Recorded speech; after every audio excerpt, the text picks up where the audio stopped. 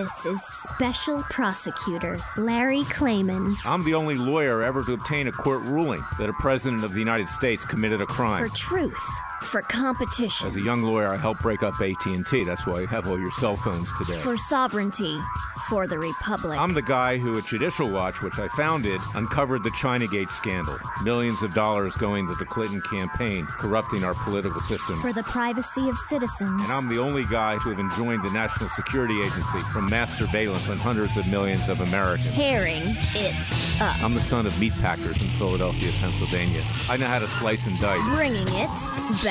We're going to take this country apart and put it back together again in the way envisioned by our founding fathers. It's not just talk. We're not just regurgitating news stories. Larry Klayman, special prosecutor, is making the news. And now, here's Larry. Welcome to this week's edition of Special Prosecutor with Larry Klayman. A lot going on this week. It's another very important show. I could say it's a great show, but when the country's in this kind of a condition, I'd rather say it's an important show. With me is Jason Goodman, the owner and founder of CrowdsourceTheTruth, someone who speaks the truth, my good friend. He'll be co-hosting it with me today. And he was present yesterday in court when we had a hearing for Dr. Jerome Corsi. Of course, you might remember that in the last weeks leading up to Christmas and thereafter, I had filed criminal complaints on behalf of Dr. Corsi against Special Counsel Robert Mueller and his leftist conflicted prosecutorial hack staff, with people like Andrew Weissman, with people like Aaron Zelinsky, like people like Jeannie Rhee, who I went up against with the Clinton Foundation years ago in a RICO case. This is a crisis, and thank God for someone like Dr. Corsi, who will put his foot forward, who will pledge his honor, risk his life, and pledge whatever fortune he may have, and it's not much because this is very costly what he's been going through, and he needs the support. Go to CorsiNation.com. But he's taking on the forces of evil. And what Mueller's been trying to do was to bludgeon him into lying under oath to testify against the president to try to make his case that there's Russian collusion. Dr. Corsi said, I can't do that. I can't accept a sweetheart plea deal that you wanted to provide to me, where I would only plead guilty to one count of perjury, which is a felony. I can't do that in front of my creator, and I won't do that because it's not true. I can't live with that. And, of course, if you even agree that you're a felon, even if you get no time, which is what was offered, that destroys your life. Every time someone writes a story about you, you're a felon. We know that with Sheriff Arpaio is not a felon. He was just found liable for a misdemeanor, and we're challenging that. I have lawsuits on that with these very leftist print and cable television, and we'll talk about that later on. But he did the right thing, and he stood up to it, and he said, no, you stick it where the sun don't shine. I'm not going to do this. And he asked me, Larry, we've been friends for 25 years. Jerry has written stuff. I don't know that he's ever been wrong about anything he's written, but they brand him as a conspiracy theorist. Well, you know what? I'm proud to be called a conspiracy theorist. Conspiracies happen. And they're not theories when it came to the people that we went up against. So Dr. Corsi instructed me to file criminal complaints along with my co-counsel David Gray, with the Department of Justice, Acting Attorney General Matthew Whitaker, the head of the criminal division, the U.S. Attorney for the District of Columbia, and the Inspector General and the Office of Professional Responsibility. And we also filed complaints with the Office of Disciplinary Counsel of the District of Columbia Bar. We don't expect much out of them. We did it on principle. They're run by a bunch of leftists that have donated heavily to Clinton and Obama. They only prosecute conservatives for the most part. They leave their brothers alone. But it had to be done as a matter of principle, and we are going to push on the Justice Department because if the president takes control, as he finally should, and stops taking the advice of his television lawyers and actually tells the Justice Department, he's head of the executive branch, I want an investigation. There's nothing wrong with that. He can't say, I want people convicted. Okay, he can't do that as president. But he can say, let's get these things investigated properly, assign the people to do it. And I believe that there's a good chance in the end with our complaints that Mueller and his staff will be held accountable. They should be themselves prosecuted. The prosecutor should be prosecuted. But then we also decided we were going to take Mueller on frontally, not depend on other people to do our job, not even depend on my alma mater, the Department of Justice, who's become the Department of Injustice. So we decided that we were going to file a complaint against Robert Mueller, against the National Security Agency, against the CIA, and against the FBI for the illegal, unconstitutional surveillance that they have been conducting, which has extended to Jerome Corsi and his family. We know, for instance, just in the last few weeks, that the FBI went out and harassed Dr. Corsi's stepson.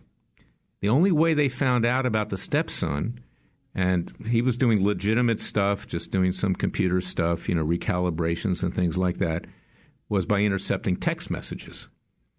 There's no probable cause to do that because Dr. Corsi has not committed any crime. So consequently, for that and other reasons, we brought a case against Mueller for the violation of the Fourth Amendment, unconstitutional seizures, searches and seizures.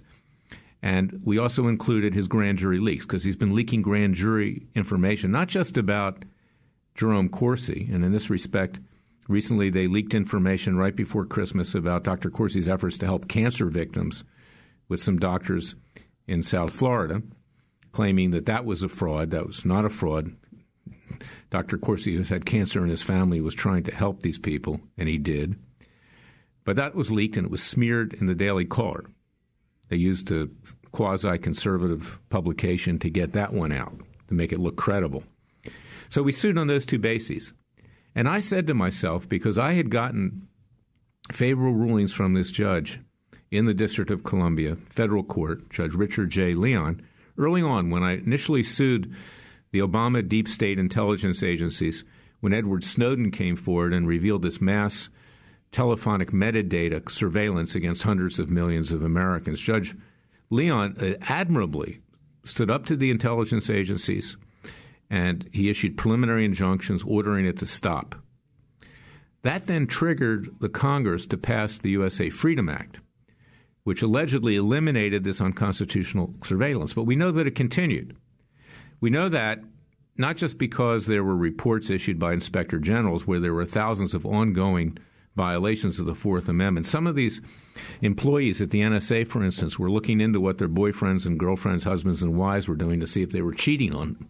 But it was more serious than that. We know of the wiretaps of the Trump Tower when the president was running for the presidency and during the transition. We know of the unmasking of people like General Michael Flynn under Section 702 of the Foreign Intelligence Surveillance Act. That was illegal. We know of the Steele dossier and Carter Page, that phony charade that they put on over there, which triggered the Mueller investigation, this witch hunt.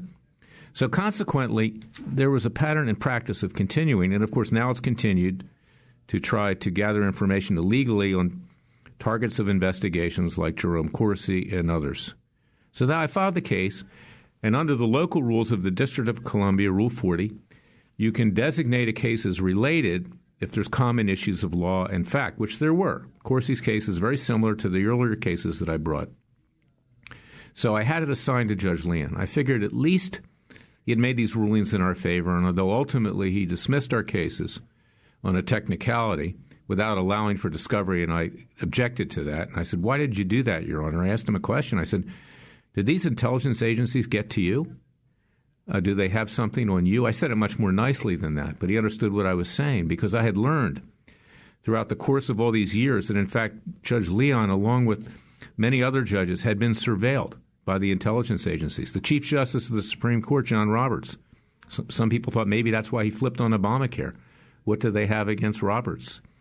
And we know that this went on with regard to Trump and anybody who challenged the authorities, the two establishments in Washington, D.C. that control the money and power. But I gave it to him figuring that maybe he got over this. Maybe with regard to Mueller, he would take a special interest as he did initially. And maybe he could summon his courage. Because the alternative was, if it went to some other judge, and again, we had a valid basis to have it assigned to him as related initially. But if it went to another judge, 90% of the judges in that courthouse, in the federal court in Washington, D.C., are Clinton and Obama appointees. They're highly partisan. Some of them are out-and-out hacks, like Amy Berman Jackson, who had the Manafort case. I had him in other cases. And I figured, let's give it a shot. Well, Judge Leon bit, and he ordered a hearing to be held on January 3rd. That was just this week, last Thursday. And it was over the issue as to whether he would keep the case as related, because our so-called government under our deep state Justice Department don't believe that it's being controlled by Trump. It's being controlled by this deep state with a lot of leftist Democrat lawyers over there. 97% of the Justice Department lawyers have voted for Hillary Clinton or Obama or donated monies. I thought, let's give it a shot. So he set this for a hearing. The Justice Department comes in and says, oh, we can't come to the hearing because of the temporary shutdown. I said, that's ridiculous. Leon ordered them into court, and we had the hearing yesterday on this. Now, I took a risk. I thought it was best to try to get Leon on the case if we could. Maybe he would have a change of heart. Maybe he wouldn't be so afraid as he was before to proceed. But to make the long story short, and we'll talk about that in the second segment with Jason because he was there watching what was going on. He has his own observations, is that Leon bailed out again. And he made a reference to the fact that I had raised a concern that he had been, quote, harvested, that is, surveilled himself by the intelligence agencies in the earlier cases. He looked like he was frightened on the bench, and he made a ruling that he was going to throw the case back into the pond, so to speak, to have it come out randomly to another judge. And when he made that ruling, I wanted to say something more, say, Your Honor, I'd like you to reconsider. We do have a valid legal basis why the case is in front of you, although at that point, it was clear that it would be better if it was with another judge. But he literally ran off the bench like a frightened elephant. And it was just scary. So we're going to talk about it when I come back. But the case then was randomly assigned to Judge Ellen Siegel-Uvell, who was appointed by George H.W. Bush to the Superior Court and then by Bill Clinton to the federal court. And we're hopeful that Judge Uvell, and we're going to give her a reason, and we'll talk about our strategy when I come back, that she'll take it seriously, be nonpartisan, and we are confident of ultimately prevailing in the case. I'm going to be right back with the second segment of Special Prosecutor with Larry Klayman.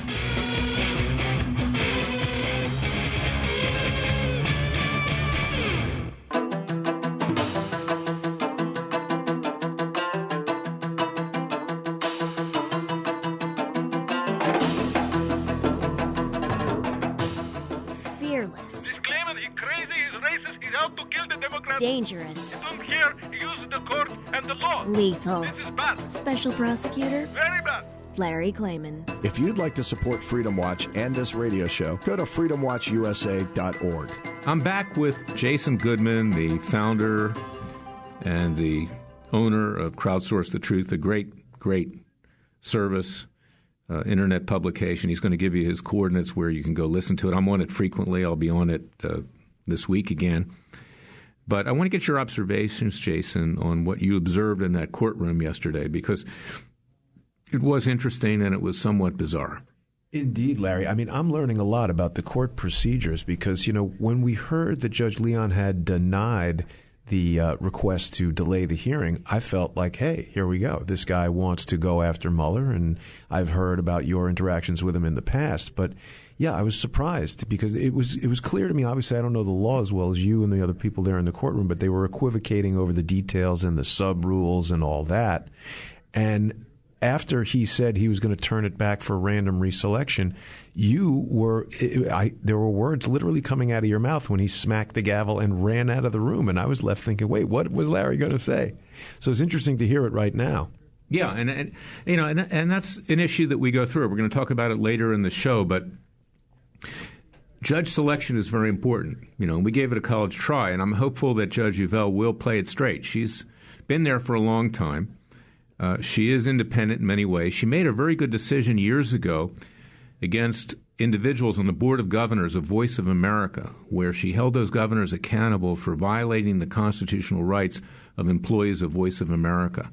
That's very similar to the allegations that we have against Special Counsel Robert Mueller and his staff, because we claim that he's violated constitutional rights, and we're actually seeking to have Mueller himself pay large damages with regard to that to Dr. Corsi, and we're also asking for an injunction that he stop his illegal behavior.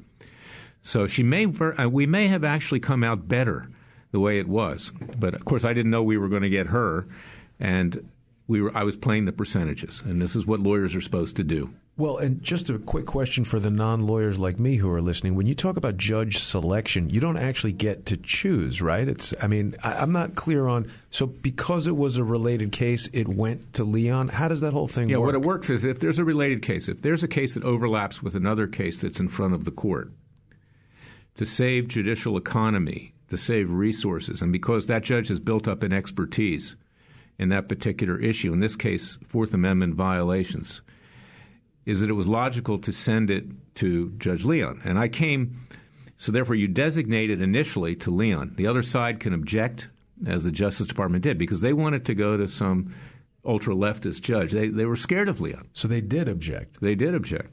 And at that point, the burden goes on the plaintiff to prove that it should still stay where he designated it. So that's what I was doing yesterday. And I cited a number of cases by Chief Judge Burl Howe, by Judge Royce Lamberth, who's the best judge in that courthouse, if not the United States, Judge Ricardo Urbina. And these cases all stood for the proposition you didn't even have to have the same plaintiffs in the case as long as there were common issues of law and fact.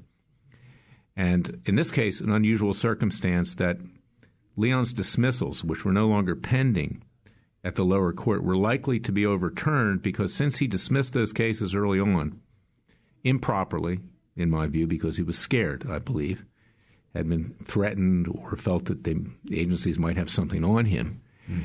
There was an intervening event at the Supreme Court, the Carpenter case, which cemented the fact that this kind of surveillance is unconstitutional. It came out in June of 2018. Oh. So I'm going to have a hearing next week. People from the public are invited to attend, the media. I hope you'll be there.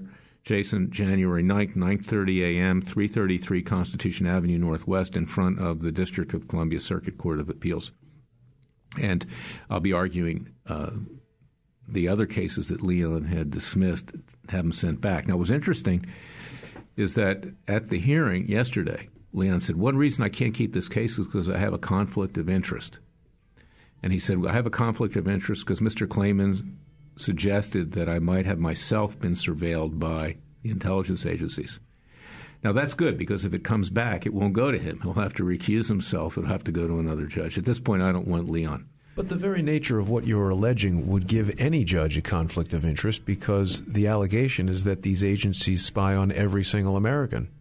That's right. And, look, you have to say what you have to say. You have to say what you believe. You can't play patty cakes. You can't try to sugarcoat. We're there to get a job done. I mean, we're not like other public interest groups that just get documents and say, you go do it somebody else. We have to do it ourselves. So that was the risk I took. Case, we're still in court, and we're going to get a good result. I believe that. I'll be right back.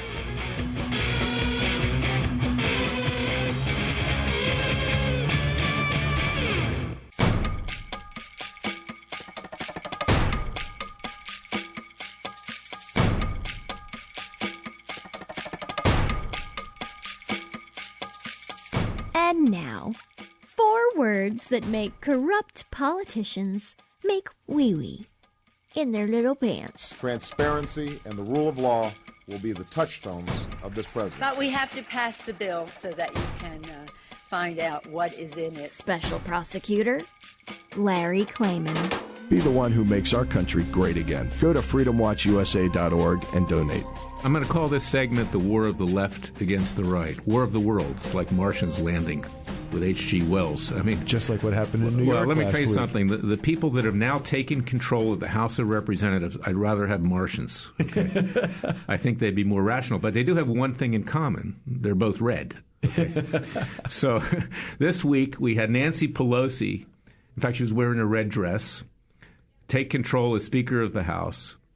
Immediately, impeachment starts to be talked of. This crazy congressman from Southern California, Brad Sherman, reintroduces his articles of impeachment within 4 hours, claiming that Trump has obstructed justice and having fired Comey and a bunch of other things. Meanwhile, you've got a Muslim congresswoman who was at an event last night by the name of Rashida Tlaib, called Trump an MF, saying that he needed to be impeached. Earlier in the week, you had a crazy Muslim doctor at the Cleveland Clinic using language like Louis Farrakhan would use, disparaging Jews and saying she was going to give them medicine to try to kill them, in effect. I mean, these are the people that are now trying to seize control of this country. They're either going to do it politically, or they're going to do it by killing Christians and Jews, or they're going to do it by simply putting the American people as a whole down. Now, think of this. We now have Nancy Pelosi sitting on top of articles of impeachment. She says she prefers actually to have the president indicted. She suggested that yesterday. That's her first choice. But her fallback choice is she's going to wait till Mueller comes out with a report, and you can bet Mueller's report is going to be scathing, and that'll crank up the impeachment proceedings. But now that we have articles of impeachment that actually were filed, what you're going to see is the House Judiciary Committee run by Gerald Nadler. Another winner. Yeah, I mean, he used to have to get 2 tickets on airplanes because he couldn't fit in one. A little extension seat. Right. I mean, I don't blame him because he's overweight. But the fact is he's a blowhard, and it kind of fits. Now, he's in charge of the Judiciary Committee. That's going to be an inquisition against Trump. You got the House Intelligence Committee, or lack thereof, run by Adam Schiff. He's the other crazy congressman from Southern California, from West Hollywood of all places. Then you've got the House Oversight and Reform Committee by Elijah Cummings. I mean, he looks like the guy that was in The Distinguished Gentleman with Eddie Murphy years ago. I don't know if you remember that film, Jason. Yeah. And then you've got Maxine Waters, who's going to take the banks apart at the Banking Committee. And they're all now out there saying they want Trump's tax returns for the last 10 years. Well, I'd like to see their tax returns, frankly. Is he legally under any obligation to show his tax returns? Well, they'll try to subpoena him. But that's the bad news. The good news is that the Senate and House subpoenas are not self-enforcing. You're going to have to go to court. And it'll probably wind all the way up at the Supreme Court, ultimately, as to whether, with separation of powers, they can get the president's tax returns. But we are in for a war of the left against the right. You see these crazy people in every aspect of society, ultra-leftists, atheists, radical feminists, anti-Judeo-Christian, radical black, radical Muslim, you name it, they're out there. It's the Rocky Horror Picture Show, and they're back. So this is what we're facing, and it's why people like Dr. Corsi are so important, because he's doing things the president should have done on his own a long time ago. But for Rudy Giuliani, who has a couple of martinis and goes on Hannity, or Jay Sekulow is a very nice guy and a very fine religious rights lawyer, but he's out of his league here. And the president has a counsel's office right now, in-house counsel's office. It's understaffed, and he's not equipped for all of this. So we're doing what we can at Freedom Watch to be, in effect, the president's law firm in many ways. And go to freedomwatchusa.org, contribute to our cause. We need the support. We need to get bigger. We need to ramp up. We've got citizens' grand juries on the horizon to hold these people accountable, to ourselves mete out justice peacefully and legally. But on top of all of this, we have an onslaught from leftist-controlled House of Representatives, Robert Mueller, bar associations that are trying to take people out that they don't agree with that are lawyers, such as Kellyanne Conway and others. And you have the social media companies and the media, which you're expert in, Jason. And I want to turn it over to you now to talk about what's been going on there, because we have our class action against Google, YouTube, Twitter, Facebook, Apple, Instagram. We've sued the New York Times, CNN, Huffington Post, Rolling Stone for Sheriff Joe Arpaio, and go to Freedom Watch USA to support that. We need your help. I have my case privately for Judge Roy Moore against Sacha Baron Cohen, CBS, and Showtime for smearing him in a defamatory way, calling him a pedophile. He's a very fine man. He's not a pedophile. I've known him for many, many years. And we've had these crazy judges, these leftist judges who are out of control that I tried to avoid, with regard to Jerry. So if you put it all together, we're under attack. Yeah. And we got to push back. Well, I want to get your thoughts on this, Jason. Larry, to a certain extent, I think it almost transcends a left versus right, because it's almost like malicious criminals have psychologically manipulated and then co-opted the ignorant, and now it's them versus honest people, because we've got people on the right. Robert Mueller was appointed by G.W. Bush, wasn't he? He was. You see, and this is the risk that we now face. This is why we're in a crisis, because we have the stock market crashing. I believe it's primarily responsible. The responsibility primarily lies with the Democrats and Nancy Pelosi. They're destabilizing things. They want to take the president down. Of course, you have rising interest rates, which takes money away from the stock market, draws it away. You've got the situation with China. There are other factors. But I think it's primarily this political instability that's causing the stock market to in effect, crash.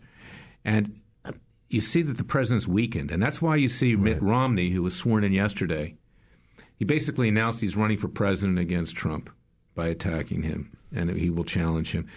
And the Republicans, 7 voted with Pelosi yesterday on reopening the government without a wall.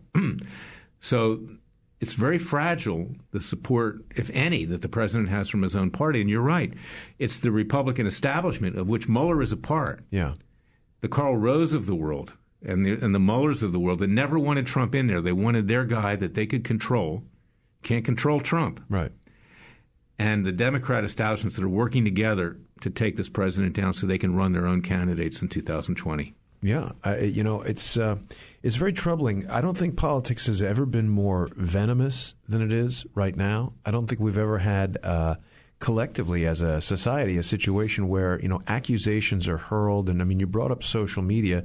It's really, I think, after the 2016 election come to its full strength, because we never saw social media playing such a role in an election, in either of the Barack Obama elections, and obviously prior to that it just didn't even exist. So it's sort of this new force on the horizon. And I remember as a young kid always hearing that Kennedy won the presidency because he looked better on television. And it was that really struck me, because it was an example of how media affected politics and that it affected the future of the world. So I think each of us have a responsibility when we're posting things on social media to have some integrity and not post something that's knowingly false. And you're talking about smears.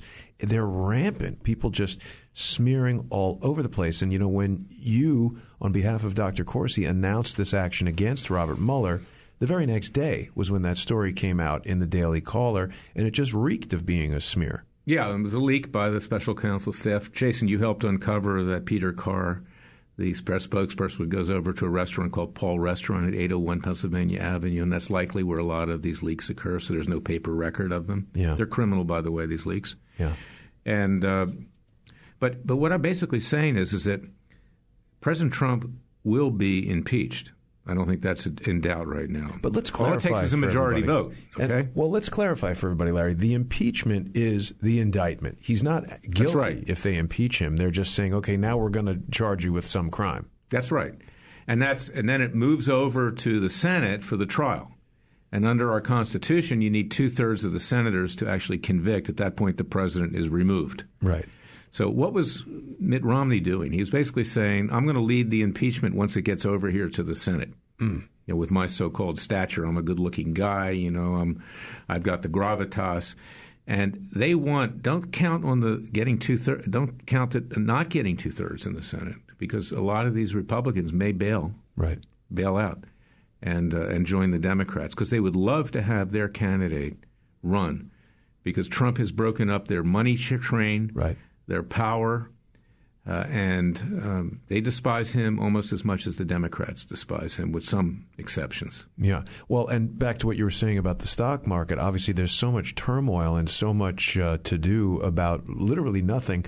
A house divided cannot stand, and they've been expending so much energy on, trying to find evidence of some crime, which there was not, that the president hasn't been able to really dig in on anything. He's going to spend so much time and attention just on handling these smears and addressing all of this really useless stuff. It's so crazy to me that they're trying to impeach Trump for obstruction of justice for firing a guy who himself obviously obstructed justice. He fired Comey because he wasn't acting on tangible evidence of financial crimes in the Clinton Foundation. There is so much evidence there. It's strange to me what they choose to investigate and not investigate. Well, and why are we doing what we're doing? Jason, I'm doing it at Freedom Watch and in my private capacity. Again, go to freedomwatchusa.org. We need your contributions, tax deductible. Jason's going to give his coordinates, help him out, because we need people to tell the truth, that don't sugarcoat. Dr. Corsi is the same way. Look, Obama's birth certificate, it is fraudulent. I mean, if you say that, all of a sudden you're racist. Well, they don't even allow you to say it. There's a culture that's developed now where debate is not even allowed. I mean, the allegation is the digital document is a forgery. That is either true or untrue. Immediately, the people who don't like discussing that go to, oh, well, you're racist. Am I racist against PDF documents? It's got nothing to do with Obama being black Well, and I'll white. give you another example. I mean, and I'm not a homophobe, either are you, and neither is Dr. Corsi, but he wrote an article that Obama had relationships with 3 men in bathhouses in Chicago. The 3 men came forward themselves. Yeah, with evidence. Publicly, with evidence. Phone records. Yeah. So what's wrong with that? Okay, because if you're living in the closet, I mean, if you're gay, it's better that you're out there, and you shouldn't be ashamed or anything about it. It's the way things are. I don't agree with it. It's not my lifestyle, but let other people live their life as long as they don't impinge on me or my children or other things. But lying about it is a lie. Yeah, and it shows the deceit. Yes. Okay. Some people have said that about Chief Justice Roberts, that he's closet. Maybe that's what he's been hiding all these years. But don't be ashamed of it. You are what you are. Okay, and these are relevant issues. So that's the problem that we have today, is that you're not allowed to tell the truth. And we see that even on Fox News. You could never talk about the birth certificate on Fox News. They still won't do it. Mm-hmm. You couldn't talk about Obama being half Muslim and that influencing his Israel policy and his views towards Christians and Jews. But people need to understand those things, and that's what you provide. Yes. Jason, right. As well as I with this radio show. Please share this radio show.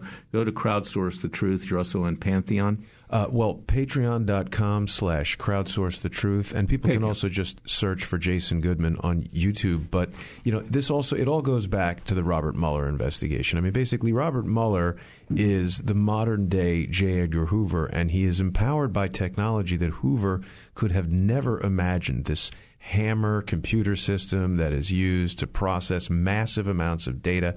I mean, for some people, it's even difficult to conceive of the concept of collecting all the data that each of us create. But this is what's being done. I mean, Bill Binney has told us how ThinThread and other programs that he was involved in were intended to parse this data and go through it. And that was years ago. That was 18 years ago. So we've got quite a lot of technology working against us, and people need to wake up to this. It's not a joke. It's not a partisan issue. This is a weaponized injustice system that can come after anyone at any time at their discretion. Well, and that's what Judge Leon initially ruled. He said this is almost Orwellian. It's a police state. It's worse than that. And that made headlines all over the world. The only person who didn't like what I did was Don Lemon on CNN. And somebody got to the judge. I do believe that. And but it's good that we have another judge for Corsi right now, and we're confident we're going to win this case. Yeah. So, in any event, I'm going to get back with the verdict section because we need to wrap it all up. People need to understand where we are and what a crisis we're in. So, Jason, we'll pick it up shortly. Sure.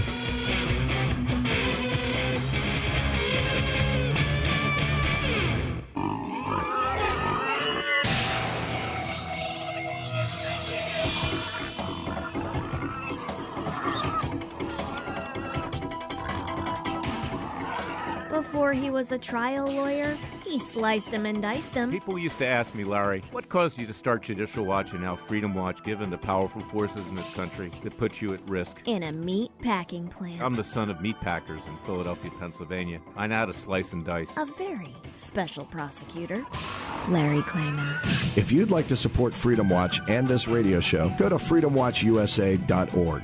We're back with the verdict section of Special Prosecutor with Larry Klayman. The way I see it right now is that we need a full court press. We need to wage a peaceful and legal Second American Revolution. We need to use every tool we can to avoid violence breaking out in this country in a much greater way. Of course, the left's been doing that now for at least a couple of years since Trump was elected. You have Antifa, you have Black Lives Matter, you have black Muslim groups, you have others out there trying to, in fact, stir things up, vigilantes. But we're going to use every avenue that we can in the courts. And that's why, notwithstanding the fact of my friendship and that I admire Dr. Corsi, he is putting his foot forward. Other people need to do the same thing. The president needs to take control of his own destiny. He needs to go by his instincts, not by what his lawyers are telling him. And he needs new lawyers, of course. But the citizens' grand juries that we're going to be starting in January. Watch what we do. I hope you'll cover them, Jason, and play a role in that. And just the educational efforts. We need to teach the American people the bases that this country was founded upon. And that's why you need to go to freedomwatchusa.org. Look at the Cliven Bundy case, clivenbundydefensefund.org. They're continuing with that appeal. It's absolutely a disgrace. Mm-hmm. If we don't win, I'm in front of the Ninth Circuit. Cliven needs your support in his legal defense fund. He'll be back in court, and if we lose, he's going to do life. Wow. And this is unbelievable. We've got our client Schaefer Cox, who's in a medieval prison, similar situation to the Bundys. That's a horrible story. In Indiana. We'll talk about that on a future show to a greater extent. But this tyrannical justice system is being used to enslave the American people, to keep them down because the powerful, the rich, and the new American, quote, nobility of Washington, D.C. thinks that they're better than we are. They think they get to call the shots. They get to have their riches. Look around this town. I'm in Washington today. Look at the wealth. Look at the new building in Southwest. What do you need all these people for? You know, Jason, we came here by cab today, Uber actually, and it was great. Nobody was on the roads. Maybe they should just keep the government shut down. They should keep it shut down. They don't do anything anyway. Shut it off. It could be Night of the Walking Dead. I mean, these government workers walk around like zombies. I mean, all the bars would go out of business. Larry. Yeah, what do we need them for the most part? We need a military. We need a police force. We need health, safety, and welfare. But beyond that, most of these people are pushing paper every day. They get to work late, need a donut, and then read the paper. Mm.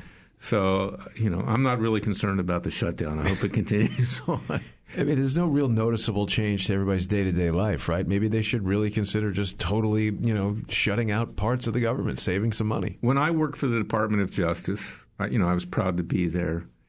But I noticed on the very first day that most of the people in my section, the Consumer Affairs section, were walking around, kibitzing, shooting the breeze all day long. Maybe they did 2 hours worth of work. My assistant chief was a really good man. He worked hard. And the chief said to me one day, because I would come in, I really was motivated. I would work late at night. I'd come in on the weekends. He'd say, Larry, why are you here? Making us look bad. Go home. Yeah, you're making us look bad. He thought maybe someday I might want his job. Yeah. But by the time I was done, in that section, I wanted to go to the AT&T section and help break up AT&T. Those people were dedicated. Yeah. They worked around the clock. We need more of that now. Yeah, but most of the people, even at the Justice Department, are dead wood. And I always thought you could fire 70% of them and you wouldn't lose anything by it. Might gain. Yeah, and in fact, last week, the Federal Programs Branch in this Corsi case comes in and says, we can't come, Judge Leon, because we have a temporary shutdown, right? They're all going to get paid. They're going to get their back pay.